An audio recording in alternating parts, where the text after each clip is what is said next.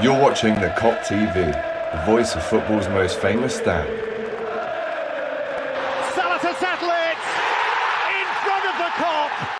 Liverpool fans, listen up. This is something for you. So, we are sponsored by Foco, manufacturing much better toys than what Liverpool are performances at the moment. But as you can see, if you want to support your team in a very fun and glorious way by having these cool little ornaments and toys, or if you have a family member or friends who are Liverpool crazy, this is the perfect gift for them. Water bottles, nodding heads, dogs, we've got it all. Here again, lad, next to me bed. Make sure to use the link in the description now. Head over to Foco and use the Kop TV discount code to get 15% off. You can't go wrong. You need Foco in your life. Yes, good morning, people. Welcome back to the Kop TV, the voice of football's most famous stand. It's been a while, people. It's been a while since we did a stream like this. It's great to be back. Great that the World Cup is over now in many ways and we can concentrate on what's really important, and that is Liverpool, right? And as you know, massive game tomorrow in the Carabao Cup, the cup that we are currently the holders of. Can we retain that title? It's going to be difficult, but to preview the game, I've got the person on who came on the last City preview that we did back in April. It's Lewis from City Extra. How are we, fella? Oh, mate, I'm all right, you know. I'm all right. I'm like you, yeah. I'm kind of excited that the football's back in terms of club football. I did enjoy the World Cup. I can't lie. You know what I mean? I thought the World Cup was decent. Yeah, it was sick. For me, it's probably the best World Cup I've ever seen. Yeah. But you know, we must go on. Club football must return, and it is returning with a bang. You know what I'm saying? We're just speaking off camera there that I think some dodgy shit's gone on here, mate. I think that they've rigged it because they knew, didn't they, that they needed a big game to get everyone excited after the World Cup, man. And yeah, this is the biggest game in England right now. Oh, for sure. And it has been for some time. Just before we get into the match preview, I just want to shout out to our sponsors, Foco. You just saw the advert, the beautiful advert that we filmed with James and Mario and myself. Guys, if you do want to become part of the Foco family, I think today's the last day that you can get involved with Foco before Christmas. So make sure you use our link in the description, get a cheeky 15% off. Even Lewis, if he wanted to buy something city-based, right? Not that I'd recommend it, but if he wanted to, he could even use our code for a discount. Right, so it's not only Liverpool fans that we're helping out here, it's any fans. I tried to keep that a little bit secret, but as Lewis says, link in the description. Mate, even yourself, jump on there after, and you might even find some stocking fillers for your City mad family. Who knows? I might have to get one of them nodding dogs, you know. Exactly. Get one of them with pep on. Yeah. Laugh, I have to hit it up, man. I'll have it in front of me here, you know, on my desk. Have it on the set. Yeah, yeah. Do the stream. Although I don't know how I'd react. Say he does on madness with his tactics. Fucking boom. Smash it. Yeah. No, it's wicked, Foco, the stuff there. So guys, make sure you do look at it before Christmas. Lewis, you won't like this stat, mate, but the last 3 times that Liverpool and City have played, it's been a Liverpool win. Yeah. Now, we haven't won at the Etihad since 2018 in that Champions League. Take us before that, and we've not won there since 2015. I think it was the first away game that Klopp had at Liverpool. He won 4-1, which was unbelievable. Big up to everyone getting in the comments, by the way. We will read them out as soon as possible. But how do you feel about this one? I mean, the last 3 games that we've beaten you, one's been at the King Power, one's been at Wembley, one's been at Anfield. So it's not necessarily like you've been losing at the Etihad, but how do you feel about this fixture, maybe the last few games, and how do you think it could be different at the Etihad? It's one of them, innit? Like, if you look at the results on paper recently, you go, oh, we've not won in the last 5 matches against Liverpool, right? Which fucking stinks, right? But like I say, the last one, like we were the better team. Cancelo done a madness. We lose 1-0. The one before that, better team in that one. Yeah, we were the better team in that one. At Anfield, yeah. Yeah, I think so. Okay. Community Shield, and then the FA Cup. Pep done a madness, and Zach Steffen decided to lose all goalkeeping abilities possible. And then obviously we got 2 draws before that. So it's one of them. Yeah, it's not great, but you have to look at a little bit deeper context for me. And it's not that bad. The question about tomorrow night's match is that, honestly, I don't know who's going to be playing, really. I have an idea of who's going to be playing, but I don't really know who's going to start. I don't know what condition that they're going to be in. I don't know Liverpool. I don't know who's playing there. You know what I mean? So it's kind of like a bit of an unknown, which is kind of exciting in many respects. I don't really know what I'm going to get tomorrow. Hopefully, I get an exciting football match. Hopefully City come out with the dub. But yeah, in terms of what's going to happen, don't know really. I assume you're kind of similar because like we don't really know. I mean, I know Yeah. Liverpool had a few more players that didn't go to the World Cup than City, but still, it's still a little bit like who's playing, who's going to play in the opposition team. Don't really know. Maybe after today with the press conferences, more light will be shed on that. But at the moment, it's a bit of an unknown. Yeah, I mean, we were on the Hot Topics podcast yesterday, and I had a kind of team that I'm pretty sure will play, and it was a strong team.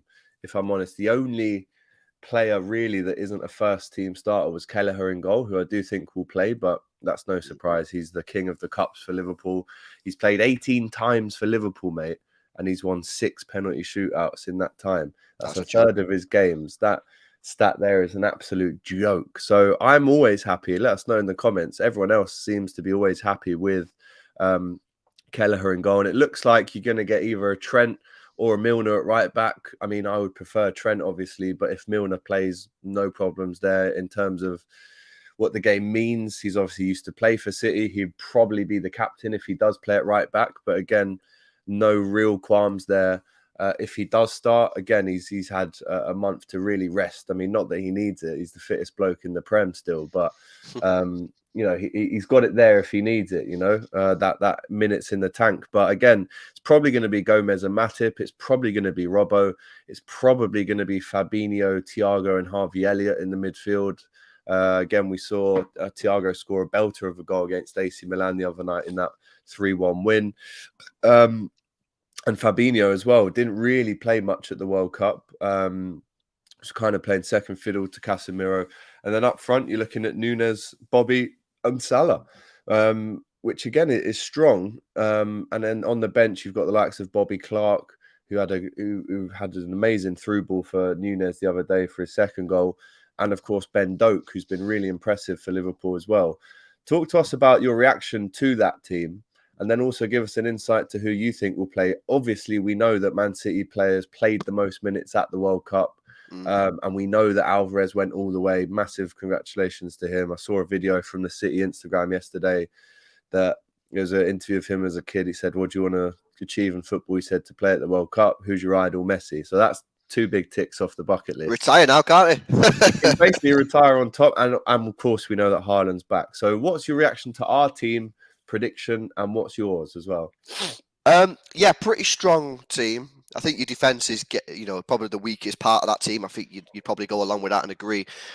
So, given the fact that we've got a fully fresh Haaland, that could be interesting. But is Haaland match fit? Because this is the thing.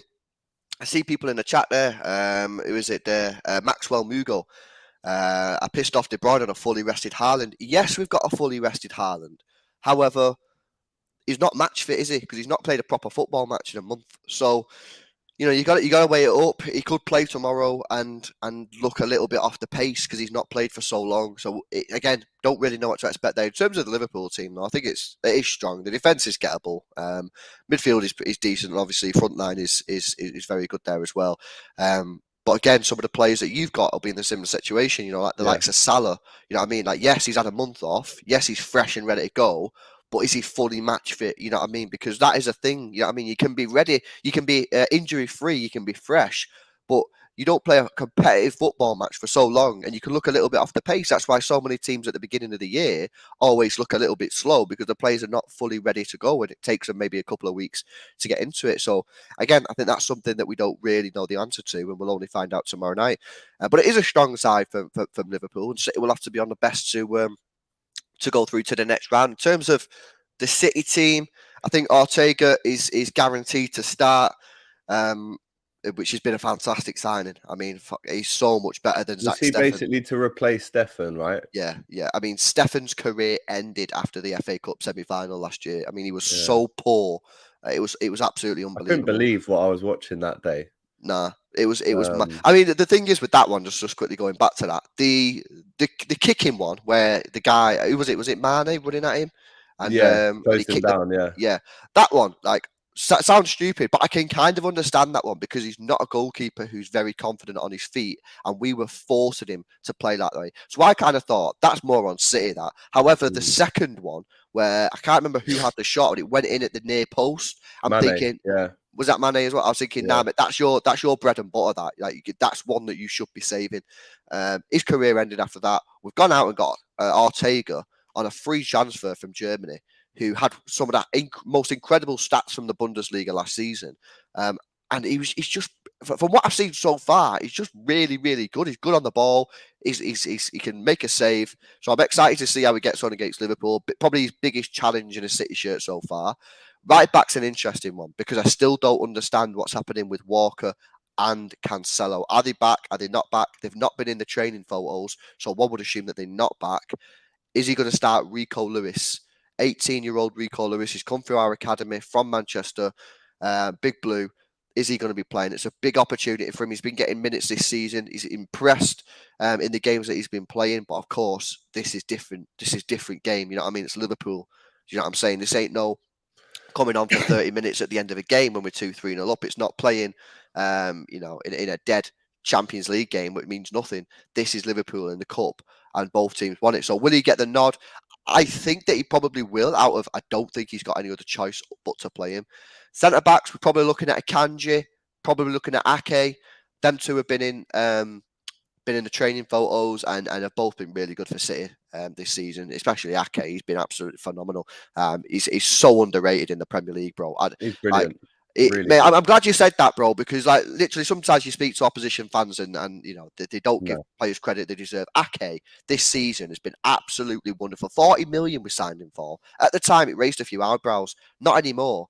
He's so good, and I will be very surprised if he's still here. It's in next season, because if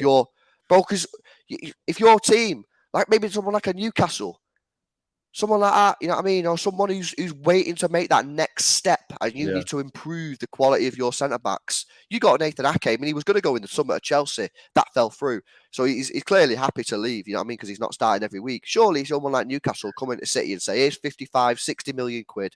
Ake'll say, yeah, they're offering me first team football. Let me go. City have got no choice.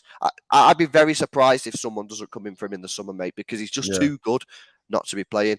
He'll play. Sergio Gomez is a big worry for me, mate. If Salah turns up tomorrow, you know what I mean, and he's ready to go, fuck it, it could be nightmare on Elm Street. I promise you, because Sergio Gomez, mate, he's. Well, talk to me, because the only thing I've seen of him so far is a red card. I think I've seen him do an assist away at, was it Newcastle, the 3-3 game, or maybe I was wrong. I've seen him do a really good assist for Haaland. And I was thinking, he looks dangerous, this Sergio. But now you're saying that, if Salah's on it, he could have a long night. So let me tell you about his career, right? He started off as an attacking midfield player. He played there all his career until about 4 years ago when someone made him a left back. So, put 2 and 2 together, the end result is very, very good going forward. And on the ball, he's exceptional. He came through the Barcelona academy. His on the ball technique is absolutely insane. In possession, completely fine. Trust him with my life, ain't no problems. Just generally defending, he ain't the guy, bro. He ain't no one, man. Switches off. I don't want to be too harsh on him, because at the end of the day, guy only started playing left back 4 years ago. You know what I mean? He was an attacking midfielder. You know what I mean? I'm pretty sure if me and you did, we're strikers our whole life, and then suddenly someone said, "Hey, I play centre back," we'd probably have a little bit of a wobble. You know what I mean? So I ain't try to like murk the guy, but the facts are the facts, and I can only be honest in what I've seen so far. Defensively, he's not very good, and that is going to be one hell of an interesting battle between him and Mo Salah. Let me tell you that, bro. Let me tell you that. So, are we saying that Rico Lewis would be right back? Yes. Gomez left back, and then it's pretty much a full strength midfield, is it not? Yeah, Rodri's back in training. You could maybe see Gundogan play in the 6 and not play Rodri, but for me, I just full said Rodri. Gundogan played against Girona, so did Kevin. Kevin looked sharp as well, and as someone put in the chat before, he probably has a point to prove after Belgium's crappy World Cup.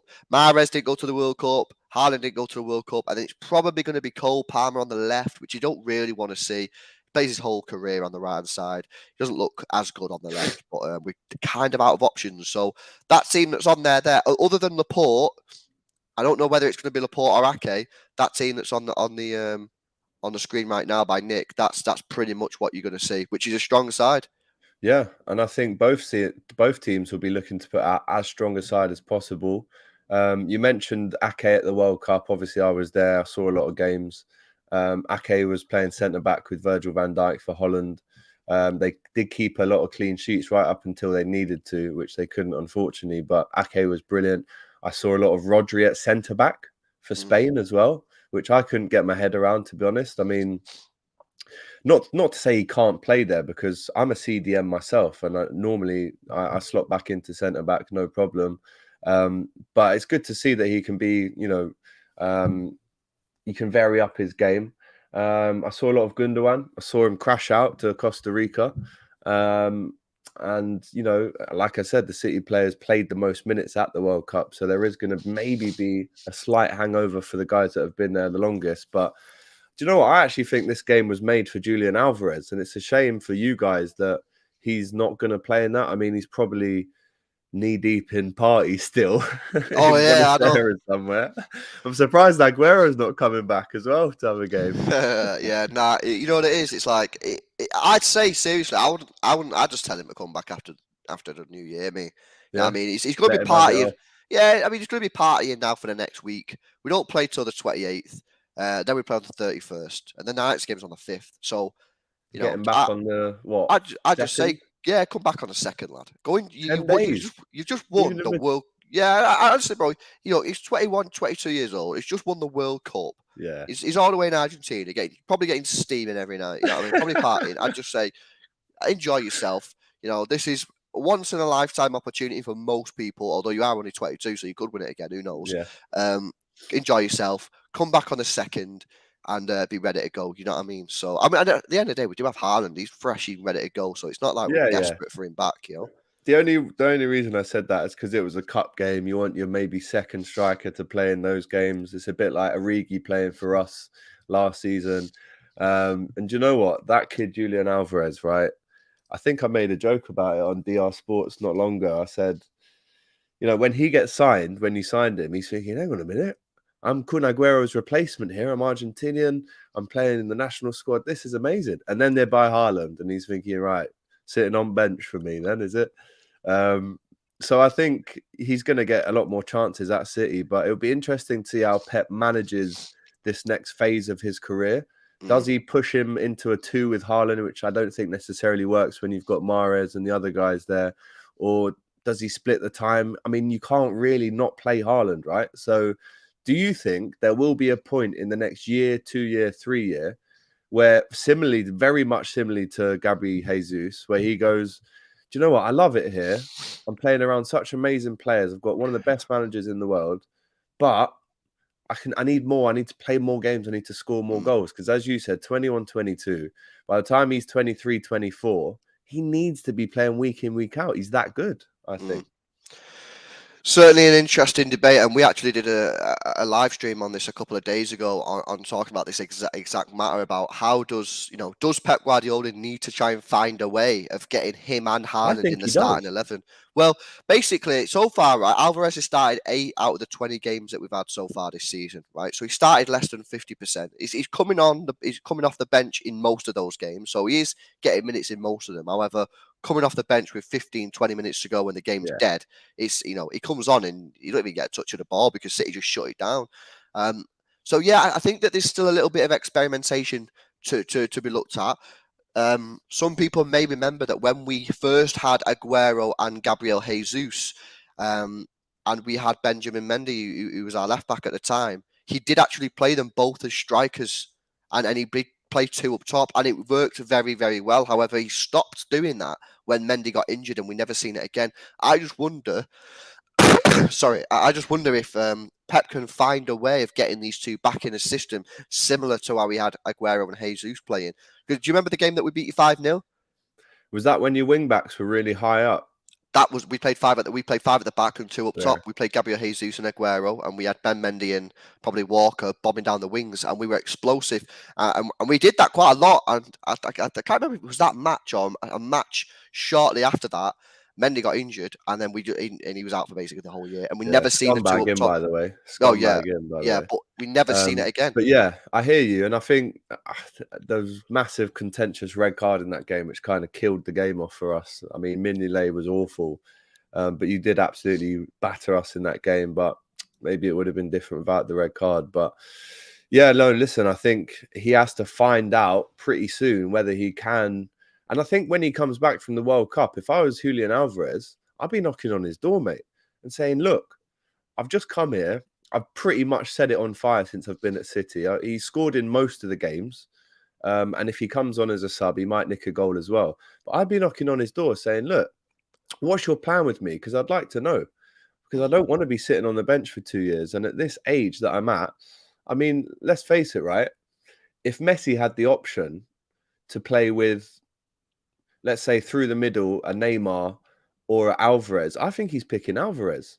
So he could go to PSG. He could find himself playing alongside other Argentinian players. But I don't know, man. If I was him, I'd be knocking on that door. Yeah, we're in a very weird situation, bro, because you've also got to remember that there's also bare rumours about will Haaland leave in 2-3 years. Like, you know, his agent saying he's very happy. His agent saying, nah, there's no chance of that. Obviously, Real Madrid have just signed Endrick as their new striker. So will they sign Haaland? I don't know.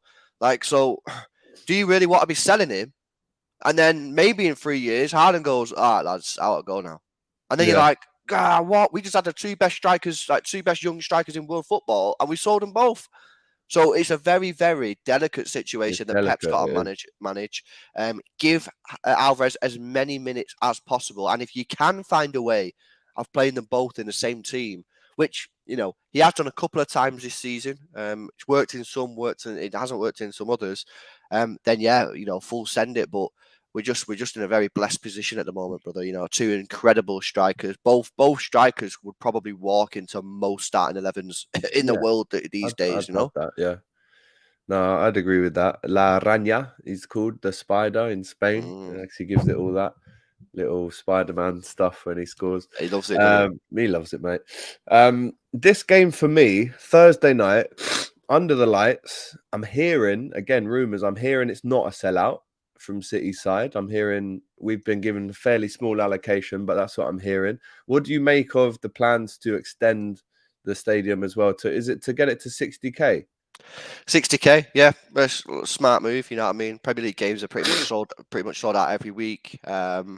Demands there. Obviously, we're growing as a football club and as a fan base, so makes perfect sense. I think City have ambitions as well of hosting Champions Leagues finals maybe one day. Not in the short term, you know what I mean? Maybe in the long term and in the distant future. To do that, you have to have a 60,000 capacity stadium. So that's probably another reason that they're trying to force it to 60k. And look, at the end of the day, if the numbers make sense for them, you know, these people are smart, right?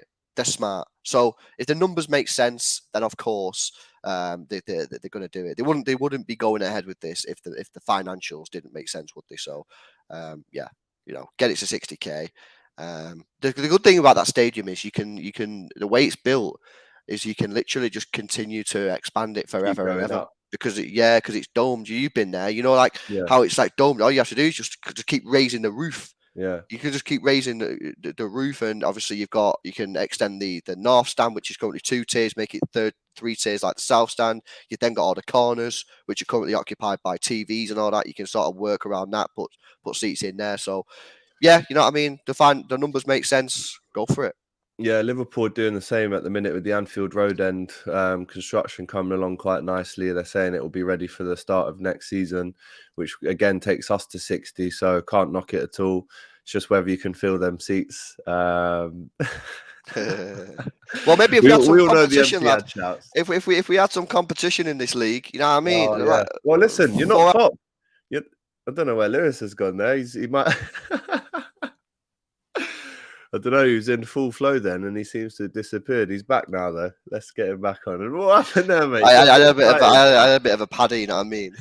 Calling my club out for not. No, not. I accidentally clicked off the screen, bro. No, I can't even remember where I was there. To be honest, I think we were talking about the old attendance, but no, it's going to be a wicked game because, like I said, it's the first one back. I'm glad this isn't a 2-legger. If I'm honest, we had that kind of almost a 2-legger last year we did in the League Cup semi-final, which I don't understand, to be honest. I think that tradition needs to go.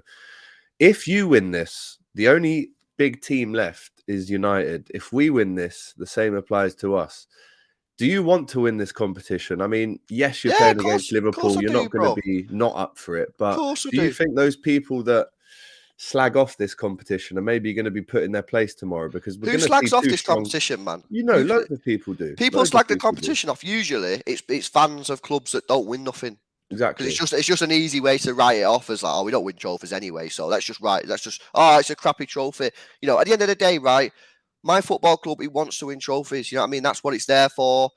Liverpool, the same. You know what I mean? We want to win trophies. I don't care if it's a Community Shield. I don't care if it's the Carabao or what. I want to win the trophies. Yes, of course, I can have perspective and I can go, I'd rather win the Prem than the Carabao. Or I'd rather win the Carabao than the Community Shield. Of course, I'm allowed perspective, but man, I just find people who say stuff like that a bit I strange, agree. man. What's the point in even watching football if you don't want? You got a trophy, you're just gonna be like, nah, I'm not asked. What kind of mentality is that? No, that's what it's all about, man. That's what it's all about. And you know, we lost to you in a League Cup final. I can't say that we didn't want to win that. That's just craziness. But big up to Nick, right? Getting involved in the comments. Big City fan, saying he wants his trophy back because you guys won it 3 or 4 times in a row. Liverpool fans slagged it off when City won it. Do you know what? I don't think we were, Nick. I don't think we were. We played you in one of those finals. I can't say that we didn't want to win that game.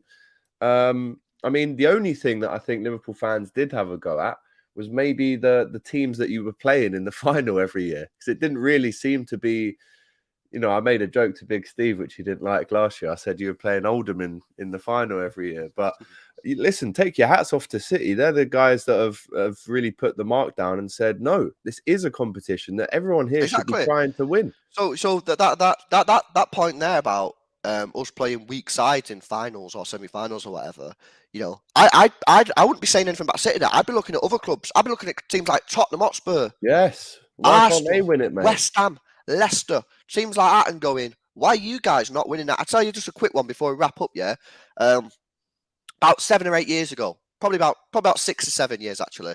I went to King Power and watched City play Leicester in the Carabao Cup, right? And City put out a mad weak team. A mad week. And Brendan Rodgers, I think it was Rodgers at the time. I can't fully remember who the manager was at the time.